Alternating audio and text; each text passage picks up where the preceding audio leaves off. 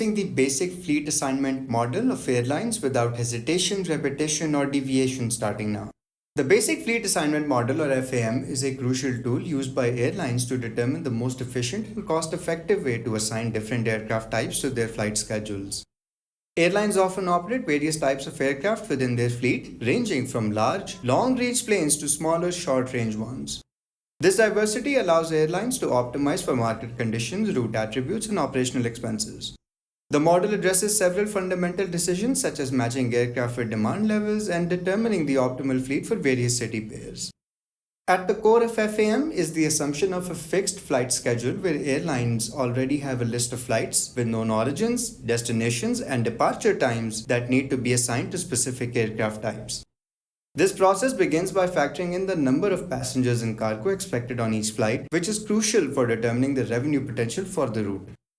The basic fleet assignment problem simplifies the real-world scenario by assuming that passenger demand is fixed and known for each flight. While this assumption helps streamline the model, it isn't entirely reflective of reality since passenger demand can fluctuate based on the type of aircraft assigned to a route, competitive scheduling, or other market dynamics. Another key input for FAM is ticket pricing. Revenue generated by each flight is calculated by multiplying the expected passenger demand by the ticket price. For a more accurate picture of profitability, airlines often consider a more granular breakdown of fares, assigning revenues based on different fare classes. This data typically exists at the origin-destination level, requiring further modeling to distribute it to specific flights. The aircraft characteristics are also critical inputs in the FAM. Airlines must consider the number of available planes for each fleet type, operational costs, cargo capacity, and aircraft speed and range.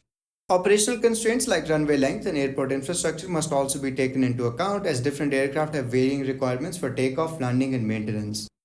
For example, large aircraft require more runway space and longer ground times between flights due to their size and the complexity of servicing them.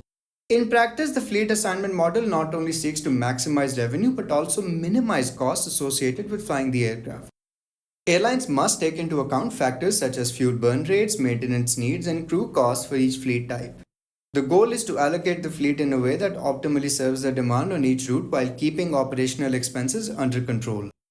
The FAM also needs to respect operational constraints like through flights where a single aircraft continues from one leg of a journey to another, for example, a flight from Jacksonville to New York City with a stopover in Charleston.